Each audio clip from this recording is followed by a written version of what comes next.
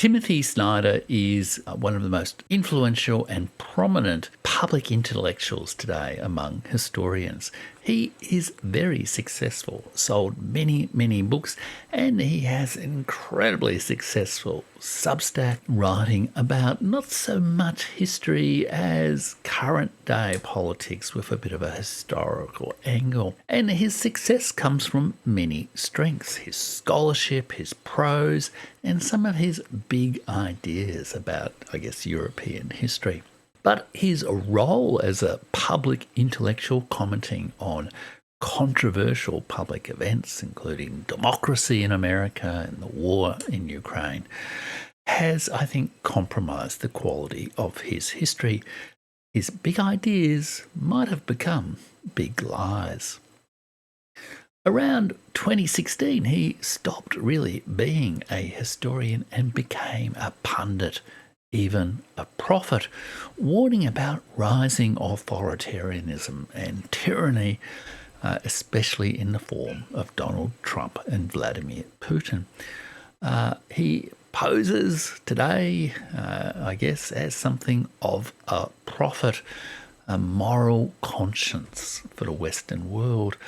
But I think he might have feet of clay, and tragically so in Ukraine, to which he is perhaps passionately overcommitted.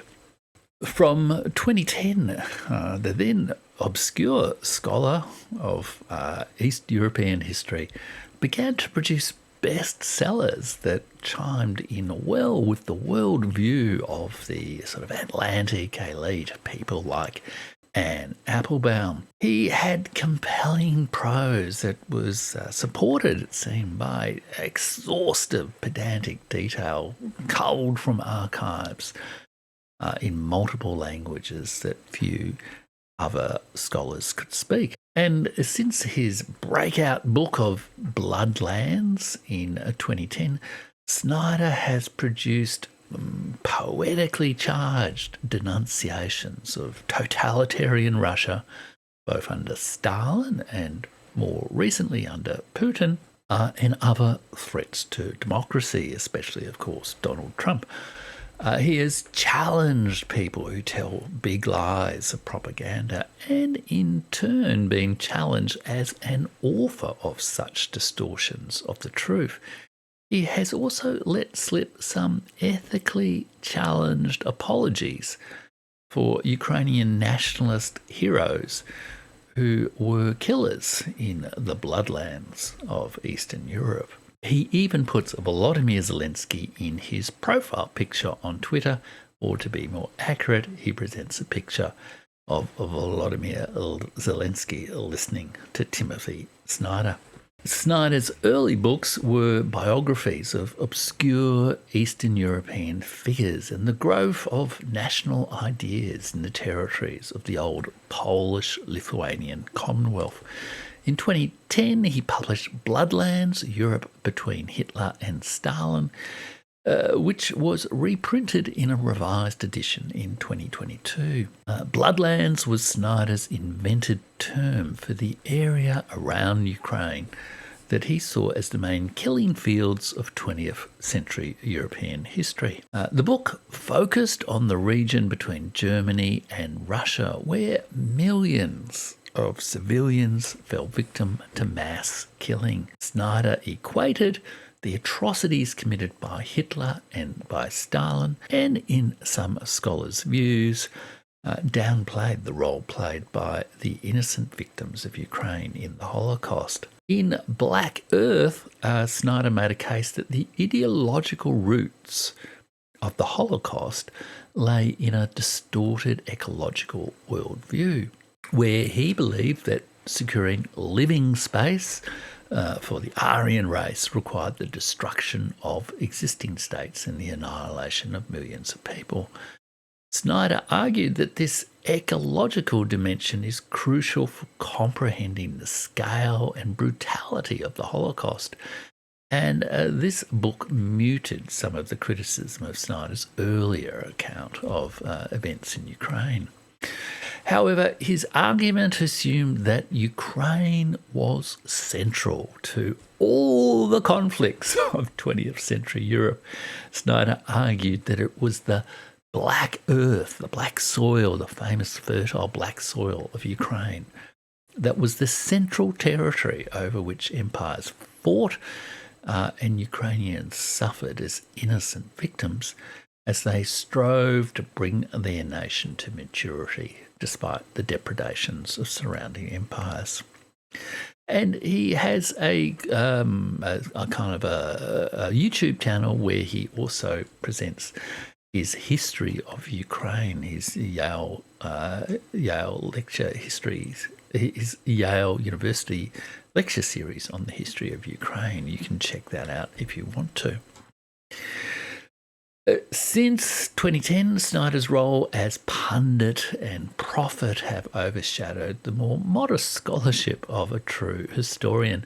His transition to a morally charged advocate for the central role of Ukraine in the saga of freedom was well timed, of course. In 2014, there's the Maidan Revolution of Dignity by others, coup by others occurred. And since 2014, the United States and the various Atlanticist elites from the United States have scaled up their aggressive policies towards Russia. NATO activated the defiant democracy of Ukraine in a war to expand NATO to the shores of the Pacific and the borders, the gates of St. Petersburg, all to support the liberal rules-based order. Since that time, Snyder has been among the most prominent, prolific advocates of the Ukrainian cause and of the new American foreign policy of democracy against autocracy. Then, of course, in 2016 happened, Trump, Brexit, death of David Bowie, and Snyder threw off any remaining scholarly scruples. He wrote like a man on a mission to save the world from a second Hitler in America, or perhaps worse yet, in Snyder's worldview, a second Stalin in the Kremlin. History took a back seat to moral grandiosity and prophecy. He became convinced that Donald Trump and Vladimir Putin were bringing the world to the brink of a catastrophic replay of the 1930s, and indeed had a very significant role to play in the increasingly frenzied discourse along those lines over the last 5 to 10 years. Snyder came to see the mundane world of international and domestic politics, which is, in its day-to-day reality, much less interesting than it's often talked about, in images of good and evil. His rhetoric became unmoored from the archive, and yet still mired in the blood and horror he must have witnessed in his studies in that archive of the great tragedies of Europe between 1918 and 1945. And let's not equivocate about those absolutely horrible events. But good and evil took over his language, and a missionary role for the historian as prophet beclouded his ideas. He wrote in The Road to Unfreedom, "The moral question of what is good and evil in public life can never be separated from the historical investigation of structure. It is the politics of inevitability and eternity that makes virtues seem irrelevant or even laughable. Inevitability by promising that the good is what already exists and must predictably expand. Eternity by assuring that the evil is always external and that we are forever its innocent victims. If we wish to have a better account of good and evil, we will have to resuscitate history." It's not terribly empirical, is it, talking all that stuff about good and evil. The rhetoric is Manichaean and reflects, I think, a regrettable tendency in American political culture with its near religious belief in the manifest destiny of American liberalism.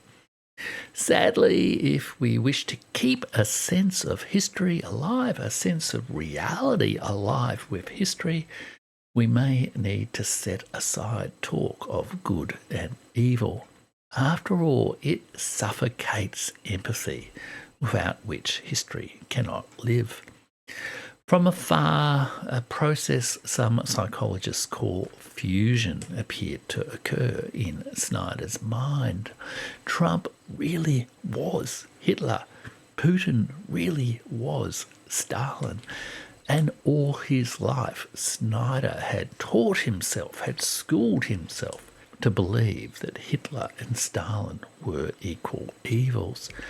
Ukraine was really a democracy, and Snyder really was like Dietrich Bonhoeffer, opposing evil in a lonely, heroic moral struggle. He produced a strange book on tyranny, 20 lessons from the 20th century. It was very successful in the mood of the years after Trump's election. And I recall buying it myself and my disappointment. It turned the complex history of this terrible 20th century into anodyne tips that you might hear on, well, Timothy Snyder's YouTube channel. Indeed, Professor Snyder reproduced video versions of his 20 lessons recently on his YouTube channel. "Do not obey in advance," began the book, and became a rallying cry to defy Trump. Snyder became a key enabler of the Russiagate hoax, now well established as an unfounded allegation, and perhaps in his fusion dreams, he even hoaxed himself. Other homilies from Snyder would barely help with the normal difficulties of life, let alone a genuine threat to democracy.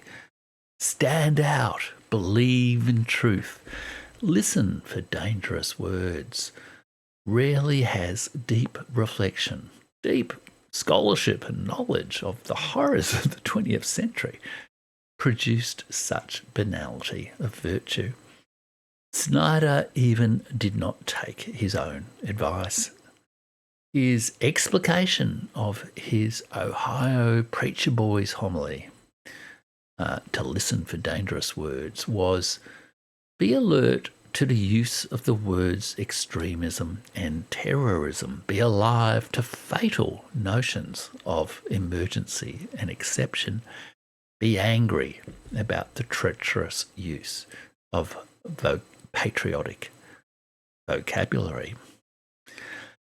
Yet, since 2022, such dangerous words like Slava Ukraina, declaimed by the patriotic killers, terrorists of the 1930s like Stepan Bandera, have driven Snyder to urge Ukrainians into a new Bloodlands, to sacrifice themselves in hundreds of thousands in the service of American imperial glory, or in Snyder's own patriotic vocabulary, in the service of a defiant democracy, cheered on from the discreet luxury of Yale common rooms.